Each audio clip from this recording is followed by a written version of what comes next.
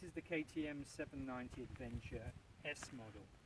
Like many of you, I've been watching this bike since its conception, and after watching the press release in Morocco, I was convinced that I needed the R model, watching Chris Birch launch that bike 15 feet in the air. I do a lot of BDR riding, and I was pretty sure I needed that. However, moto.it review by Brett Tax of the 790S shone a whole different light on this model. I will try and add the link to Brett Tax review in this video. So this bike is new as of about a week and 2 days. It's not running yet. It has about 420 miles on it. It has street tires on there. I've messed with it a little bit, the different modes. It has the rally pack on, but today we're going to take it on some light trails and see how it holds up. We've all seen the videos, the Morocco press launch, and yes, we've all seen the KTM guard Chris Birch launching the KTM 790 Adventure R through the air. As I followed the launch of this motorcycle, it was these shots that convinced me I needed the Adventure R. With so much focus on the Adventure R, it was easy to overlook the Adventure S model and the adequate WP Apex suspension that this bike is fitted with. Putting myself on the wait list for the 790 Adventure R, I was committed to having suspension that I could ride off my rooftop with. It was not until I threw a leg over the Adventure R at a Portland KTM dealer that I realized this bike was designed for giants. The bike felt taller than my 1190 Adventure. Then a revelation. I subscribed to moto.it's channel on YouTube.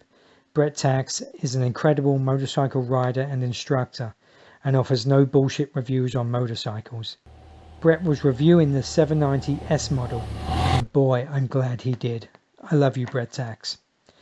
Until Tax had reviewed the S model, there was nothing out there taking a serious look at it and looking at it as an off-road alternative to the R. Birchie launching the R through the air had assured that the regular model was pushed into the shadows, and no mainstream reporters covered its off-road ability in depth. Then I ran across the crazy duo at Moto Italia.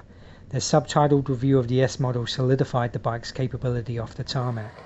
Prior to this, I was condemned to watching old British farts YouTube channels and listening to them talking in their helmets and riding around English roads on the 790 Adventure S. So after my epiphany, I felt obligated to provide a review on the S model that uses the bike in an environment that it was designed for and truly tests its capabilities, along with a regular rider. As a mere mortal who spends a lot of time on the BDR trails and long motorcycle excursions with mix of tarmac and dirt, I now realize that the 790 Adventure S was the perfect choice. Okay, a little update on the 790 after a short ride off-road.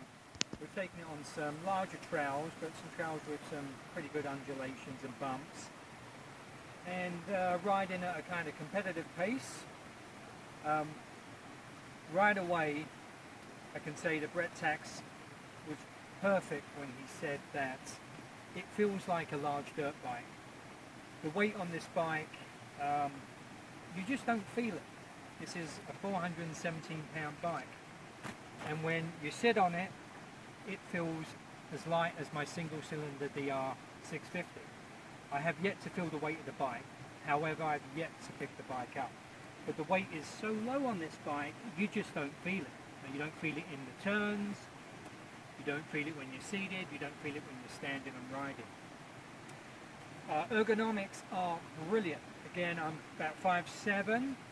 I have the seat in the low position. With the seat on the high position, I'm swinging my legs, so it's low position for me. The knee bend to the pegs is comfortable. The pegs are fantastic.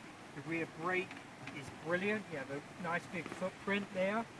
It seems like KTM has designed this bike to wear with motocross boots.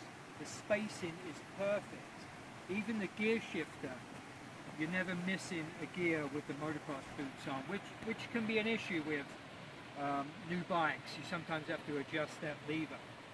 I'm starting to mess around with the traction control functions of this bike, This has rally mode, and I have essentially the Avon stock tyres on, which are street tyres. However, you wouldn't know it. I've had this in rally mode with a throttle response on off-road. It's a real smooth introduction of the throttle, nothing sharp or jumpy. It introduces the power very evenly. And with the slip set to about 7 or 8, it just controls itself on the loose stuff. You can hit the gravel, open up the throttle, it starts to spin, and then it just grips, and then you're straight on your way. Very impressed with the traction control. I've tried traction control on different bikes, including the KTM 1190, which was very good. But this is a clear step above. And as far as how comfortable this bike feels, I've ridden a Tiger 800, an F800 GS, KTM 1190, the 1200 GS. This bike makes you want to go up the road less travel, without a doubt. Small trails, I'm just dying to put some Mitas tyres on this and get up some single track. So far, really impressed. We're going to take it on a little ride on a little bit of a rock garden here shortly to test the suspension out. So far, the suspension feels fantastic.